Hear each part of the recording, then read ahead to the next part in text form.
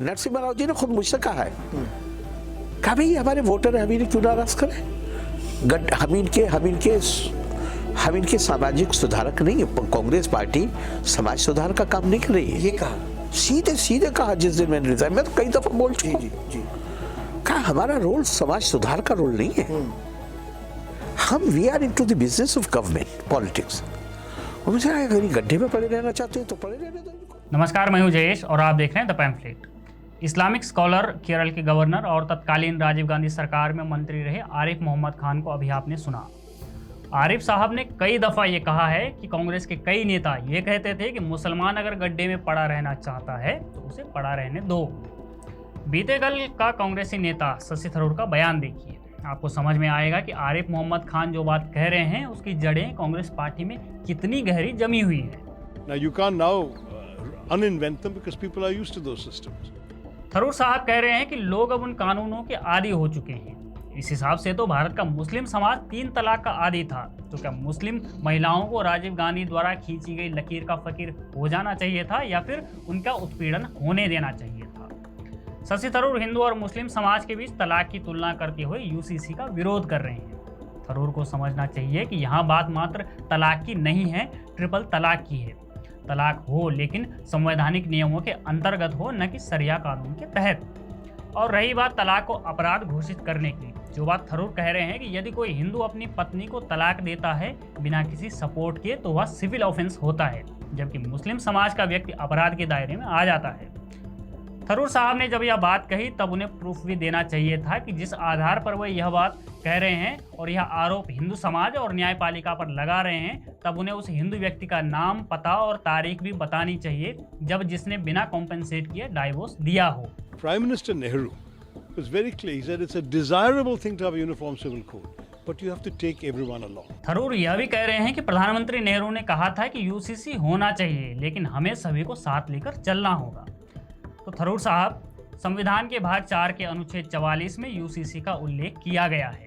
तब संविधान निर्माताओं ने यह कल्पना की थी कि देश में विवाह, तलाक, विरासत, गोद लेना जैसे सभी मुद्दों को लेकर एक समान कानून होगा।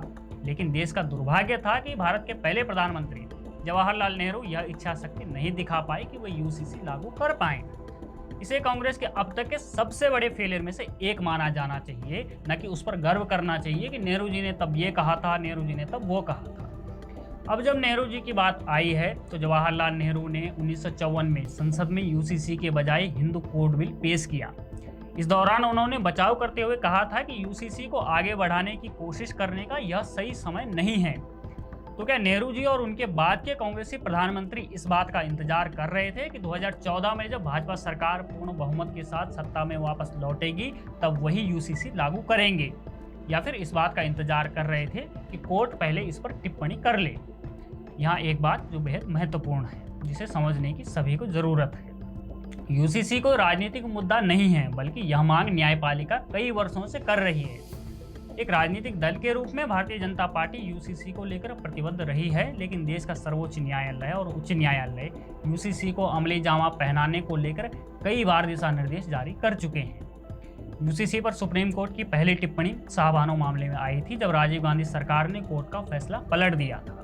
जिसके सर्वोच्च न्यायालय ने तब कहा था कि यह अफसोस की बात है कि संविधान का अनुच्छेद 44 मृत पत्र बना हुआ है। इसी तरह साल 1995 में सरला मुद्गल मामले में सुप्रीम कोर्ट ने फिर से समान नागरिक संहिता की आवश्यकता बताई थी। तब कोर्ट ने तत्कालीन प्रधानमंत्री से अनुच्छेद 44 पर नए सिरे से विचार करने और भारत में नागरिकों के लिए समान नागरिक संहिता के लिए प्रयास करने को कहा था। हालांकि सुप्रीम कोर्ट के इन दिशा निर्देशों पर जब अमल नहीं किया गया तो साल 2019 में सुप्रीम कोर्ट ने बड़े उदास मन से यह कहा था, संविधान निर्माताओं ने उम्मीद जताई थी कि अनुच्छेद 44 के मद्देनजर पूरे देश में समान नागरिक संहिता सुनिश्चित करेगा, लेकिन अब तक इस संबंध में कोई प्रयास नहीं किया गया। सुप्रीम कोर्ट के अलावा देश के हाई कोर्ट्स ने भी यूसीसी की आवश्यकता को लेकर कई टिप्पणियां की हैं। साल 2021 में दिल्ली हाई कोर्ट ने एक फैसले में कहा था कि आज की युवा पीढ़ी को अंतरधार्मिक, अंतरजातीय विवाह और डाइवोर्स से न जूझना पड़े, इसलिए देश में यूनिफॉर्म सिविल कोड लागू होना चाहिए।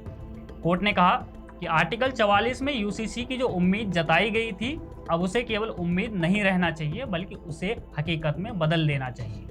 इसी तरह इलाहाबाद हाईकोर्ट ने केंद्र सरकार को यूसीसी की गाइडलाइन जारी करने का निर्देश दिया था और कहा था कि समान नागरिक संहिता लागू करना हमारा लक्ष्य होगा।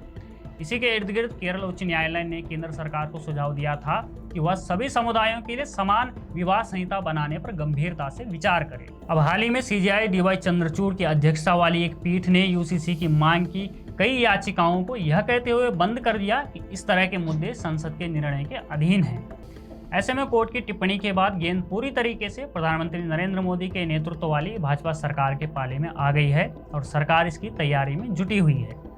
कांग्रेस पार्टी, जिसने 70 वर्षों में यूसीसी को मेनस्ट्रीम बहस का विषय तक नहीं बनने दिया, उसके पास ये मौका है कि वह यूसीसी के मुद्दे पर मुसलमान समुदाय को बरगलाने की बजाय वर्तमान सरकार का साथ दे। यह कहना कि प्रधानमंत्री या उनकी सरकार यूसीसी की बात करके समाज में फूट डालना चाहती है, संविधान, देश और उसके समाज और न्यायपालिका का अपमान है। बने रहिए हमारे साथ, देखते रहिए द पैम्फलेट।